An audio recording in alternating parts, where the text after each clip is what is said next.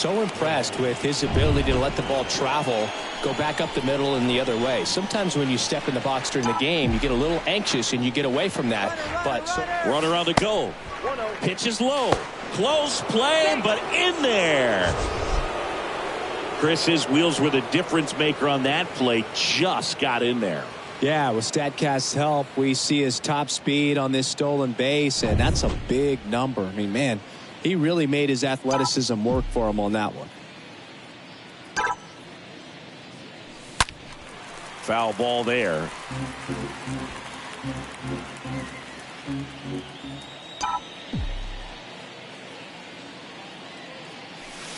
Next offering is in for a strike.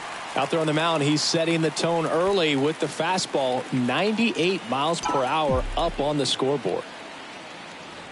And a pitch. And a base hit into right center field. Arise headed for the plate. He scores and they have the lead. 1-0. Not in time. He's safe. A couple of hits in a row for him here. Just a beautiful triple from start to finish. Got a pitch he could drive, turned on it, and hammered it out front into the gap. Right out of the box. I love how he was hustling, and I think he knew he was going for 3 as soon as it touched down. Here's Byron Buxton. Next offering is down low. Ball 1. Singy, maybe some nerves getting the best of him in the first? Well, it's hard to know exactly if it's nerves or not, but he just doesn't have it right now. Those hitters on the other side, they're going to say it's nerves and use that as a competitive edge to try to jump on him even more. In the air to left center.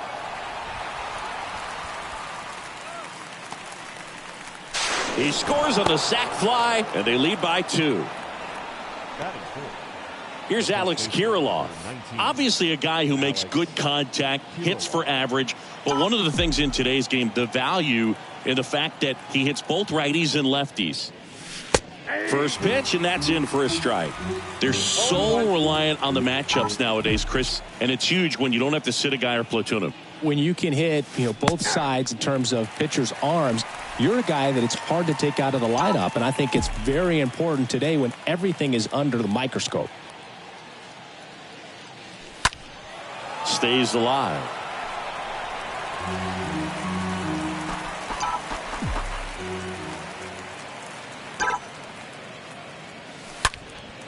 And there's a foul ball.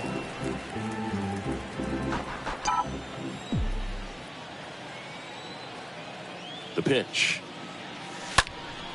And fouled off. Still only 1 out here in the inning.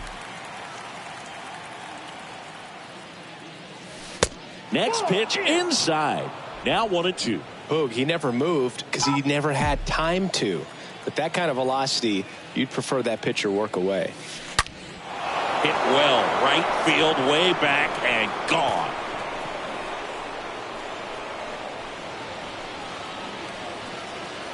That'll fire up the dugout, and they add to their lead. It's 3-0. Just an excellent swing all the way around, and it had that sound coming off the bat that gets everyone's attention. Got a pitch to drive, short to the baseball, squared it up, and the backspin carried it out of here.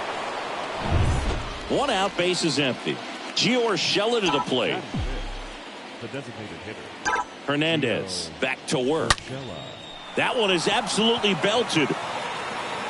He can't get there, and that should be extra bases. And he starts his afternoon off right with a double. A little more backspin on that instead of the top spin. And he's jogging around the bases rather than pulling up at second. Now at the plate, Brent Rooker. And the pitch. There's a strike. Hitter's got some good opposite field power. What I like about something being hit to the right side into the outfield is that the base runner at second has a very good read and can determine whether or not he can score on that base hit.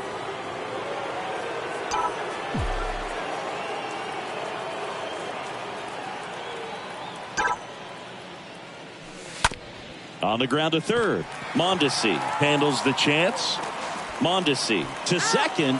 Well, lots of pitches thrown in this first inning. It's kind of that nightmare scenario for starting pitching. But you know what? It's still early enough. He can settle in. He can get some length if he just cleans up his mechanics a little bit. The pitch. Jake Cade in the box here. Lets that one go for a ball.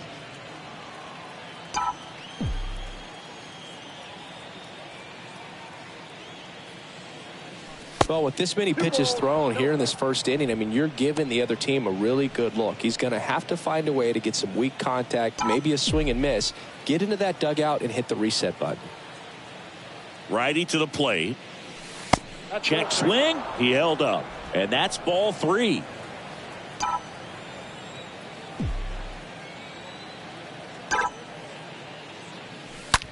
That one ripped. Can't get there. Base hit. Runner around third. Throw is wide. He's off the bag. Run scores, and this inning continues. Well, when you fall behind in the count, you've got to come into the zone, and then guys have a better chance of hitting the ball hard like you did right there. Now the batter now, Ryan Jeffers. This guy has turned into a beast. Well, it's not the inning he was planning on to begin this start, but you've got to find a way to shake things off and give your team some length and put up some zeros. Next offering is in for a strike. Perhaps not quite ready to hit. First 2 pitches by him for a couple of strikes. Now back is against the wall. He's going to have to figure something out and figure it out quickly. Lifted in the air, right center field. Olivares makes the catch, and that'll do it. On to the bottom of the first. It's the Twins 4. Bottom of the first, and to the plate for Kansas City, Nicky Lopez. The Royals in striking distance, but have some work to do. Boog, it starts with the leadoff man. I need a good at bat out of him right here. And first offering is fouled off.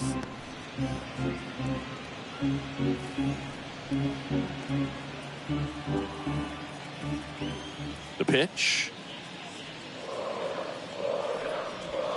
Strike 2. Well, there's a certain point where you have to commit to what you think you see, and he guessed wrong right there. Nasty slider with just terrific bite at the end. Got him. One gone here. No, that's not the best 2-strike fastball I've seen, but certainly got away with the location there. You know, sometimes as a hitter, when you're down in the count, you're so focused on a pitcher painting the black, and you just get a little bit locked up on something down the heart of the plate, not expecting it, and it just kind of freezes you. And the home first moving along quickly today. 2 gone. Okay, let's check out the lineup. They're dealing with a top-level arm on the mound, so this figures to be a tough matchup for them. What's the key to the offense today, Singy? Well, Boog, I think when you got a guy that's this talented on the mound, you got to find ways to disrupt his rhythm, make him uncomfortable a little bit. The guys that can handle the bat and perhaps, you know, bunt for a base hit, get him moving off the mound. If you're in the box and he seems to be just in a flow, step out, mess up his timing, somehow try to get in his head a little bit. And then when he does come in the zone, you may only get one pitch. You better not miss it. And a swing and a miss. And that's that. Royals go down 1-2-3. They trail it here 4-0.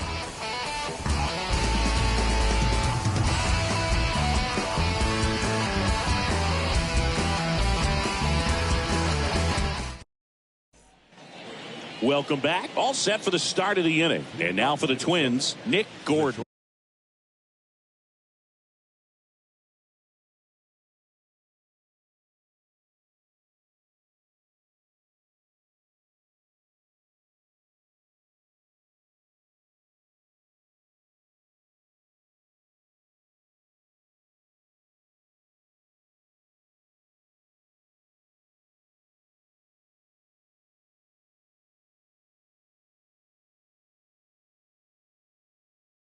You talk about elite defensive players, especially in the middle of the diamond, and this guy is at the top of the list.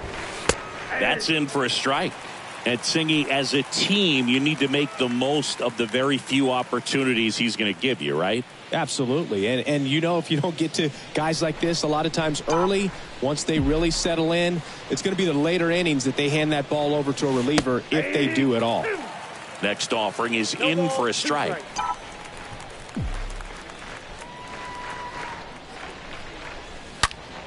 There's a swing and a drive. That one opts against the fence. And he's into third base with a leadoff triple. So the batting order turns over. And next for Minnesota, Luis Arias.